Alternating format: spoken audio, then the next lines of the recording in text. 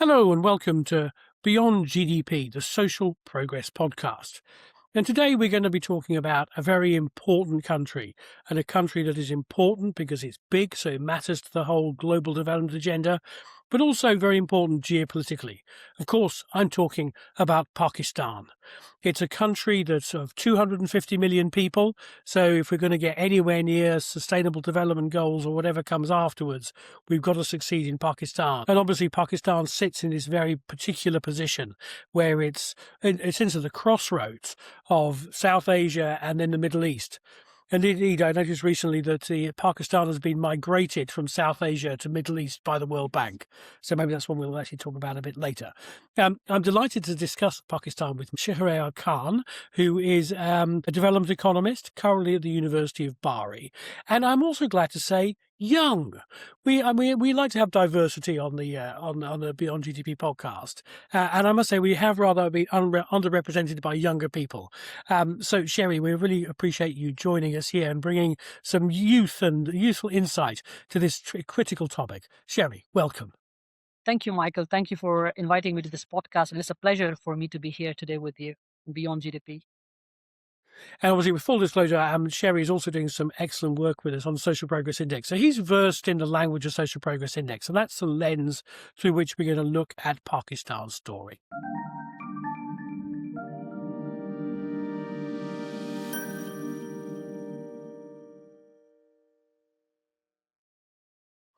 So if we look at Pakistan, I mean, yeah, it's not the greatest story. Pakistan ranks, 142nd in the world on social progress. That's just about the same level as Nigeria. It's 17 places behind Bangladesh. It's 33 places behind India. On GDP, it does a little bit better, 125th place in the world. That's a GDP per capita of about $5,500 a year. So again, it's doing better economically than it is on social progress. It's not a significant effect, but it doesn't seem to be doing the best job of turning its economic resources into real quality of life. And also, its progress in the last 15 years has been, I think it's best to say, modest. Pakistan has improved by about 5 points on the Social Progress Index, which isn't nothing, but it's not at the same level as the countries that are doing very well. And also, it's sort of stagnated since about 2019. We're seeing this flattening out. So it's part of this story of slowing social progress globally. And it's also dropped about 5 places in the rankings over this time. Not catastrophic, but it's a general sense of underperformance. So, Sherry, I mean, maybe that's where we should start. I mean, if I give you that pen portrait of data, does that reflect the country that you know?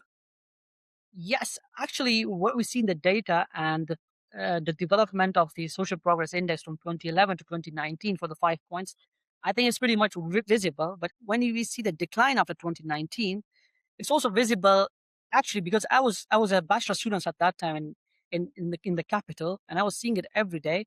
In 2019, there was this political crisis coming in along with COVID Hmm. 19. So during COVID 19, everything was closed down. There were smart lockdowns by the then prime minister, and it was actually helping the local people to earn money in the local context. But I think Hmm. it was also because since the economy wasn't that good and it wasn't that strong to accept that COVID shock, I think many people were actually losing jobs, losing businesses. And since then, when we moved forward from the COVID 19 shock in 2022, Pakistan is also one of the most vulnerable countries to climate shocks. So in Hmm. 2022, Pakistan faced one of the worst floods in its history. I think nearly 2,000 people died, $30 billion was lost to its GDP. And after we recovered from that, there was another flood in 2025. So what we Hmm. did good in 3 years, everything was washed away back after 3 years in 2025. So I think what the SPI index reflects is actually what we see daily in the lives here in Pakistan. But at the same time, if we look at regional disparities within the country, so the life in Islamabad is actually very good. But what affected the social progress index in interior Sindh, which is the southmost province of the country, because when the river flows from the north, it hits the southern parts of the country. And that's the place where there is the most food growth and agriculture, where everything happens there. So I think it was one of the shocks to the economy. But at the same time, when you look at the region differences, I think Islamabad wasn't affected. Lahore wasn't affected. The cities, the urban centers weren't affected. And I think the quality of life in those cities is actually very good. Then the people, or the majority of the population, which is under the middle class and lower middle class, or the poor, where they live, I think they were the most affected by that shock. And that's what counts as an aggregate to SPI, which is also pulling down the numbers. I think if you look at the general population at all, I think the numbers should also be much worse than what they are right now. It is good in the cities because if you look at suppose there's a woman in Islamabad, I think the distance between her and a woman in the interior parts of the country is much larger than a woman in Islamabad and a woman in London. So I think there's this regional problem happening also.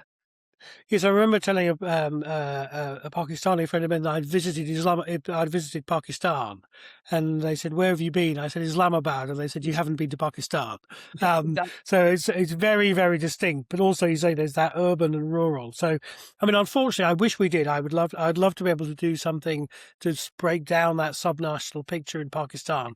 We haven't done that yet. If anyone would like to support SPI to build a regional social progress index for Pakistan, please do let me know. Good. And I think also, I mean, that point about the shocks is very important. Pakistan is vulnerable to some of these external shocks, as you say, which are getting worse with climate change. And that's sort of very difficult as well. Let's break this down into where Pakistan is doing well and where it's doing not so well. And I think if we look in the data, we see there are things where Pakistan's doing okay. So nutrition and medical care, it's 119th in the world, water and sanitation 125th, housing 118th. And in all of those areas, we've actually seen decent improvement over the last 15 years. So there's some areas where Pakistan is doing well and is making progress. I suppose the question I would ask you, Sherry, is why? What's driving it? Is this about effective government programs, or is this more about the actions of private actors? Because I know there's a very big and active charitable sector in Pakistan. What's driving those improvements in those basic aspects of social progress? So basically, both private and public, both are working hard for this development in the grassroots levels of the country. So the best flagship program of the government of Pakistan is the Benazir Income Support Program, which the government is actively funding through the budgets, and they also increased the budget for it by 17% more in this fiscal year. So it is giving unconditional cash transfers to the poor households in Pakistan unconditionally, and it is paid to them quarterly. And starting from July 2026 now, it is being digitalized. So there, it is removing the corruption perception in between, because there was a lot of leakages in between that. So the government is doing that. Along with in this program, they're also giving an intervention to the families of the poor who send their children to school, and they will be giving them extra money. So it is also working. And now 12 million children are actually going to school, because there are primary schools, there are secondary schools. They are free, where the education is free. They are giving free books, free uniforms. But the problem here was that the restriction was from the demand side. So people weren't sending their kids to school. So now the government is trying, from this perspective, from this program, to send the children to school. And at the same time, if we look at the basic health and the reduction in child stunting and maternal mortality in Pakistan, it was actually the program of lady health workers, because most of the mortality was happening in rural Pakistan, and they didn't know that they had really little access to it, knowledge and information. So the government sent nearly 100,000 female workers inside to those rural areas to educate and let the people, the mothers and the women know there how to uh, reduce maternal mortality, how to eat healthy, and it actually helped. It reduced child stunting in children, and also reduced maternal mortality in those parts. But at the same time, there's also a big charitable sector. So cancer hospitals in Pakistan are nearly 75% free. So every person gets free cancer treatment in Pakistan. The government has also given health insurances. So if I go to a local, since health and education are a provincial matter, it has been the power has been given to provinces. So every provincial government gave health cards to the citizens, to the residents there. So I got a health card, and when I go to the hospital here, I get free treatment here. So it was from the government. And at the same time, there are emergency services. So you call 1122 and there will be rescue ambulances coming to get you for free from the government. But at the same time, there's these EV ambulances, which is one of the world's largest private ambulances network in the world. So it is also free. So you call 1122 or either you call 115, an ambulance will arrive at your doorstep anytime, anywhere. So it is helping the scores to go up. At the same time, when you look at housing, so it was in the news that solarization in Pakistan has been a boom. So and it's true because solars were really cheap. They were coming from China. China was in overproduction. The government gave tax reliefs on there was no general sales tax on solars, and people were buying solars. And now, when you go on top of my house and you go look around, everyone has a solar, and they're selling it back to the national grid. So the electricity bills are currently at zero. But at the same time, people are also in the rural areas, people are also stealing electricity. So then they do have access to electricity, but the government shut down electricity to cover the losses. So in housing and electricity, that is what is happening.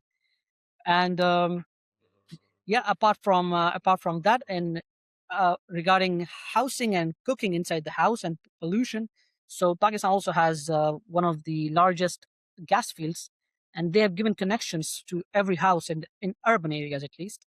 So I think that's what's encouraging healthy lifestyles inside the housing in urban areas at least. It's totally different in rural areas. I'm not saying that rural areas good. It's totally different. I still see people cooking with wood and biomass. But at the same time, there is also this other society, a big regional disparity in Pakistan, which is doing really good at the same time. I mean, this is great to hear. I mean, progress often happens quietly and unnoticed, and some of these improvements across some of these areas of shelter and education and health, there have been big improvements in schools for Pakistan, and that's maybe a story that doesn't always get told so much. I want to talk a bit about education though, because education is a bit strange because Pakistan's overall ranking on education actually isn't great, and I think it actually shows up as being a weakness in Pakistan's social progress scorecard, 153rd in the world.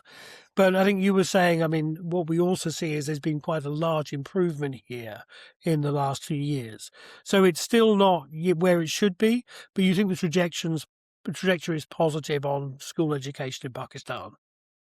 Yes, because regarding school education, I think the government is putting in money, international organizations are putting in money, like a lot of money.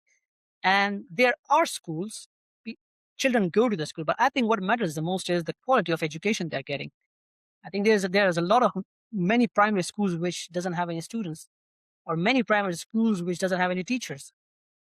So I think the access to education for students is actually increasing, but what they're learning at when the child is in fifth grade or sixth grade, I think one of the surveys I read, only 10% of the students actually can read or write in grade 2 or grade 3. So I think that's what's happening inside the country. And there's also like a recent example. I was standing in the market parking a car, and a kid came. He wanted to ask for some money, so he was begging for some money, and I told him, "Well, you are not doing anything, but at least are you studying?" And he said, "Yes, I am studying." "Which grade are Hmm. you in?" He said, "I'm in fifth grade." I said, "Okay, I'll give you money, but if you can say A to Z." And he said, "I actually don't know how to do say ABC."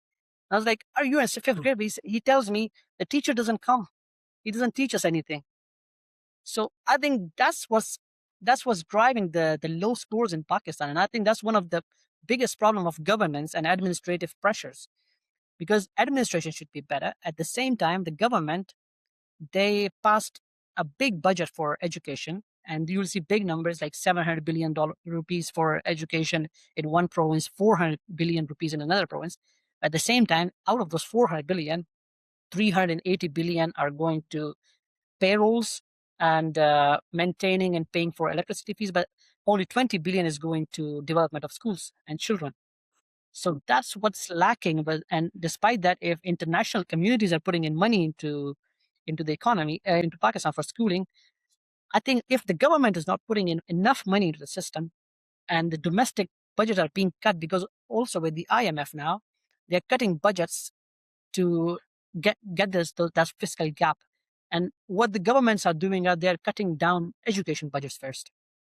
So despite the country declaring an education emergency last year, I think they said like we're going to reach by education spending by 4% of GDP by 2029.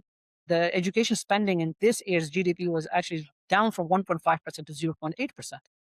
So there's this what they're going to do and what they're actually doing. So there's like a mismatch between that. And I think when that's solved, I think education will be at the primary base level will be good.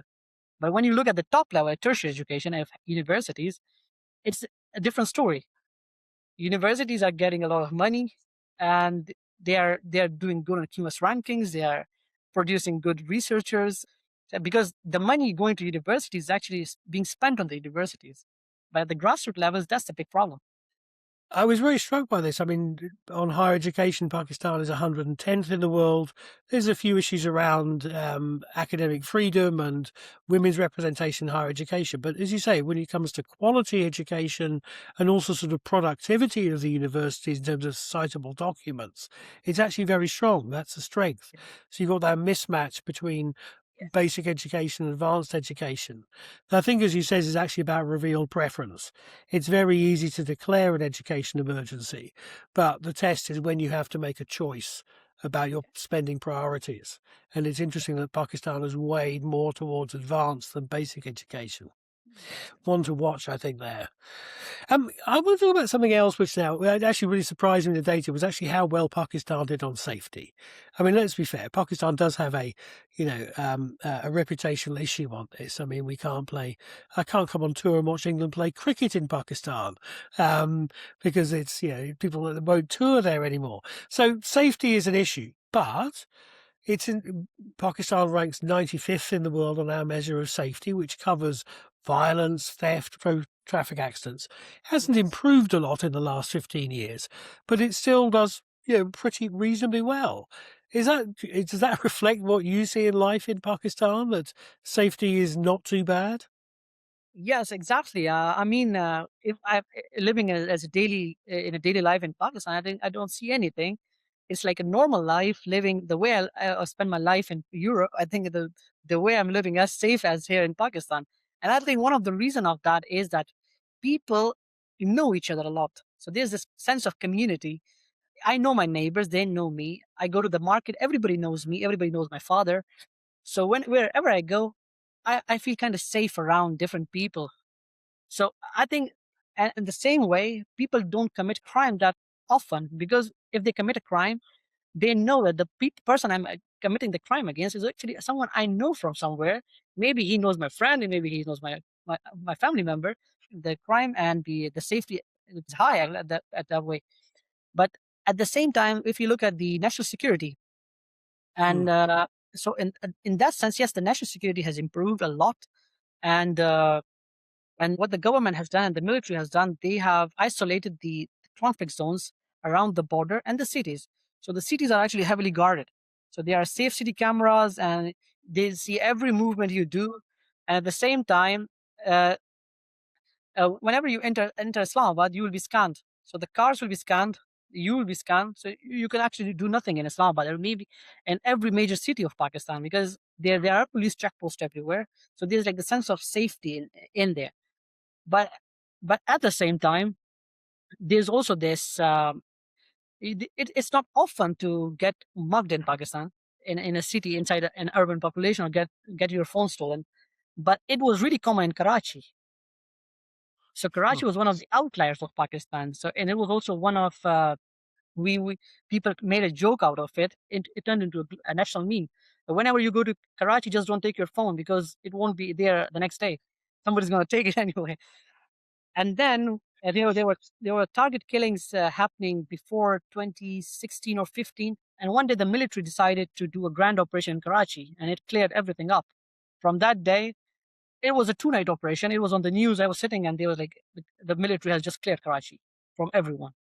And since that day, Karachi has dropped from being one of the most dangerous cities to a good city to live in.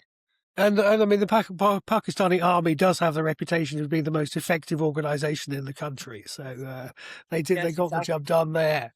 The one other one that surprised me in the data, but in a different way, was actually that the score for Pakistan on information and communications wasn't great, and in terms of internet access, mobile phone access. Again, I think of Pakistan as being this very connected country, so I was surprised that actually compared to other countries of similar levels of development, the scores are a bit low there. I mean, is that a urban-rural difference? What's going on there? It is kind of an urban-rural difference, but it is also a difference of government taxes. So the first thing, in urban Pakistan is actually extremely connected. So there are fiber internet connections, and it's really fast. So internet doesn't drop like in any other place in urban communities. But at the same time, there's a massive tax by the Pakistan telecommunication authorities on the use of phones. So if I have bought a phone for 800 euros, I have to pay the government an extra 500 euros tax to use that phone in Pakistan. Otherwise, it's just a phone for use for cameras. So there's this PTA tax on phones, and now it was discussed during this budget speech in the parliament that this should be removed because it is restricting the access to use of phones in Pakistan because the phones are extremely expensive. The phone you can get for 1,000 euros outside Pakistan is the one you can get here for 2,000 euros. It's double the price. An Apple iPhone is extremely expensive in Pakistan. So people get the non PTA version, which is actually illegally smuggled through some sorts and then bought inside the country. So I think extremely high taxes is actually what's reducing the phone usage. But at the same time, if you look at the local culture of Pakistan, so there's a big cultural diversity. So Punjab has a different culture, KP has a different culture, and the KP Khyber Pakhtunkhwa, which is the bordering province with Afghanistan, those people are more conservative. So they are more conservative on the women, and they don't let them use their phones most easily. So if the government says that yes, there's access to internet everywhere, there's household internet connections are 80% in Pakistan, household internet connections. But if there are 5 people living inside the house and they have one phone because their mother don't let their daughters to use the phone, so it is reducing the phone usage in Pakistan. So I think that's one of the reasons why the scores access to information is low. But also, people are on social media. There are a lot of Pakistanis on social media, and they're really vocal about it. And it was also used by the former Prime Minister Imran Khan, who's also the cricketer.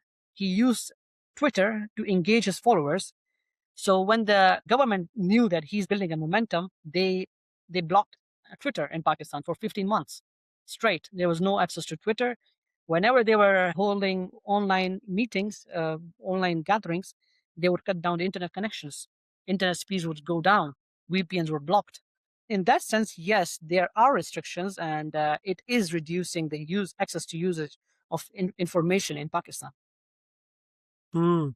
Well, that's actually what a nice segue into like the big issue for Pakistan, which is around rights and inclusion. Pakistan's ranks 135th in the world on rights. Its score's gone backwards since 2011.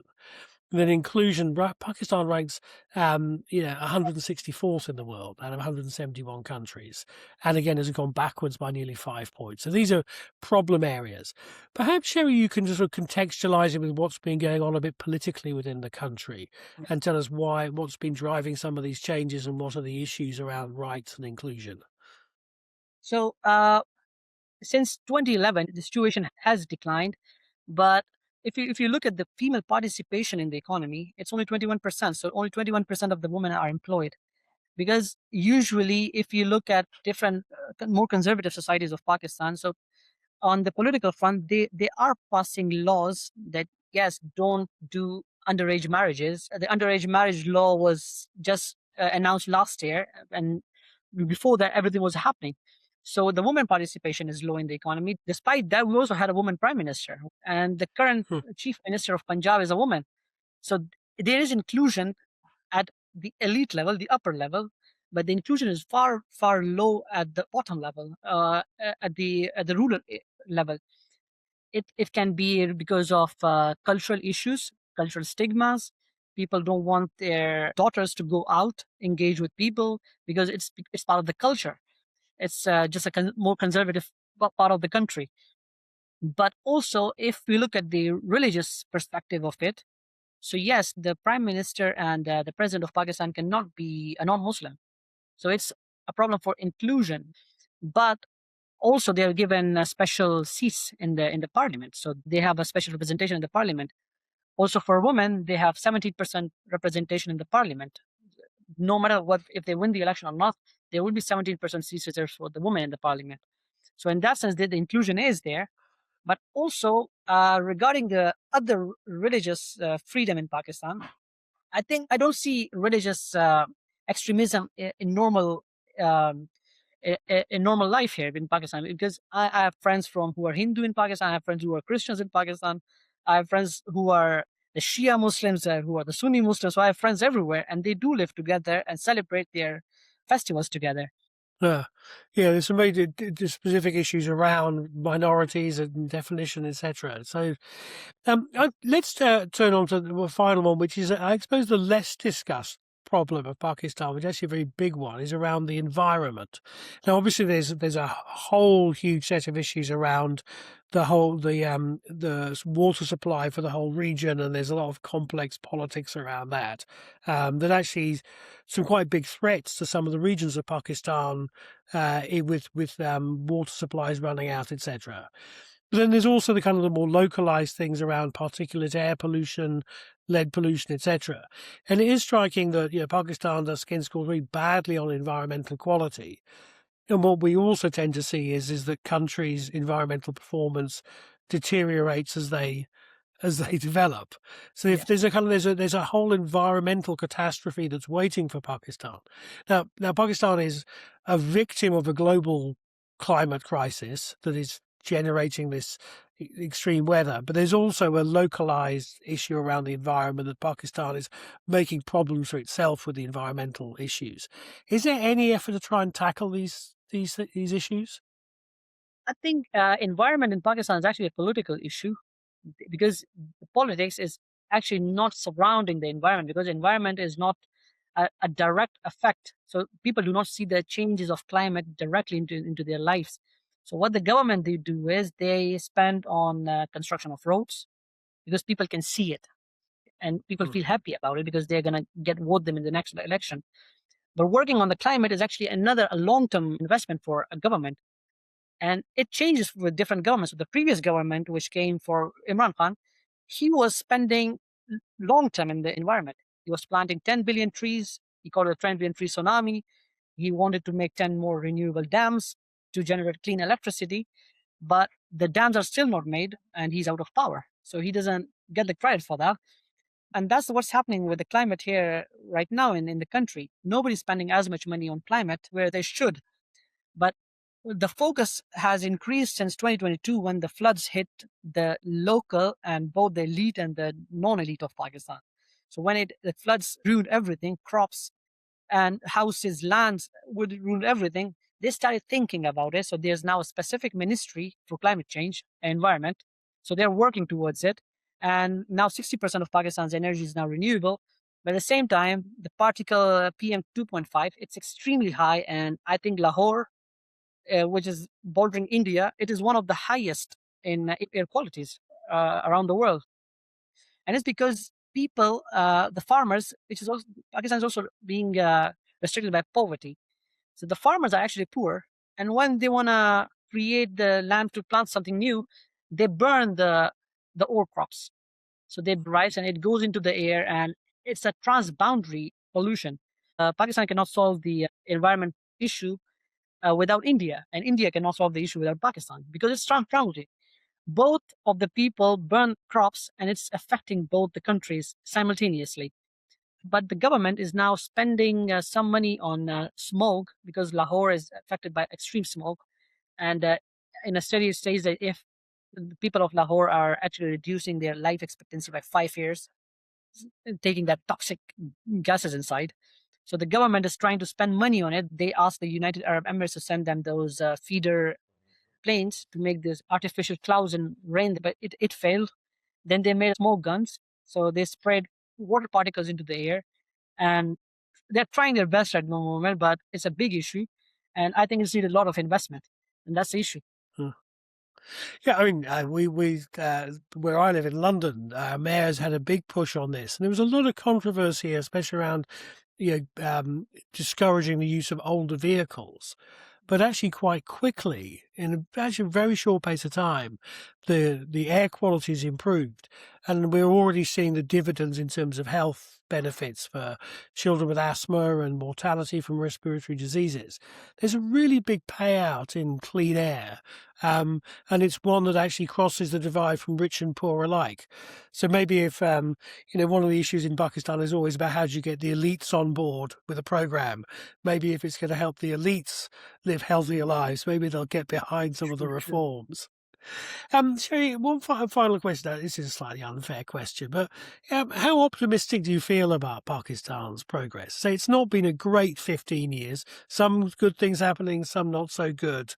It always feels that Pakistan isn't fulfilling its potential. There's so much. It's just such a vibrant country. And I think, as you alluded to, this very strong sense of community.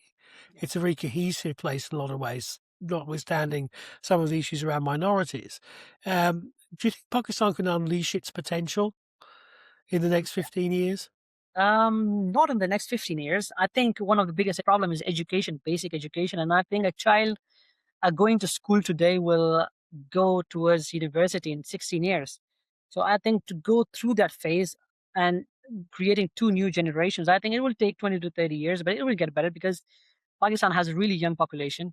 And I think all the people are being more tolerant. The younger population is really different than what their elders are. So my grandfather was a completely different person than what I am. He was more conservative than what I am. And that's what I see in also rural people of Pakistan. The rural people who are mostly on TikTok, on YouTube, on Instagram, they see everything. And I think they're trying to accept the fact, like, okay, they're also right. These people are also right. And because I read somewhere that if you travel to a lot of countries, a lot of places, and you see a lot of different dimensions and different ways of how things are done the right way, you stop judging people. And when we stop judging people, because every way, when you see the people and you're like, okay, this is also one of the way, which is the right way. It could be the right way. So I think Pakistan has a potential. It has a big potential, and it's a very patriotic nation. There are problems. There are disagreements between different communities and different cultures, but I think they'll settle it down. They're still getting some international recognition now regarding stopping the war between Iran and the U.S. And people are really happy about it. And people inside the country are feeling optimistic right now. But after the 26th constitutional amendment, I think people are feeling a bit democratically vacuumed because it has reduced the democratic space for people inside the country.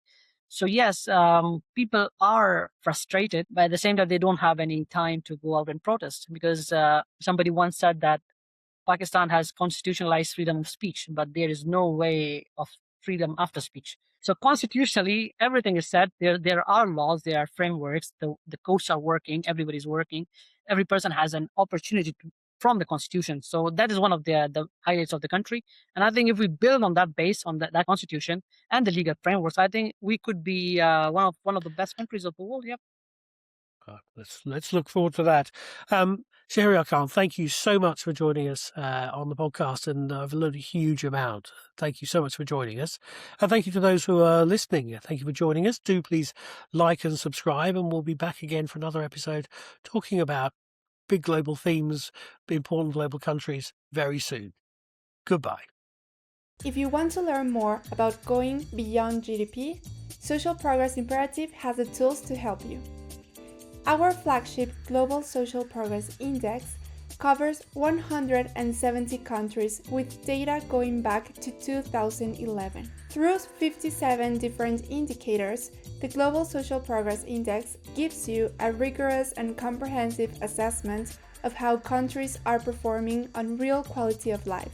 For information on all of these tools, go to our website at socialprogress.org.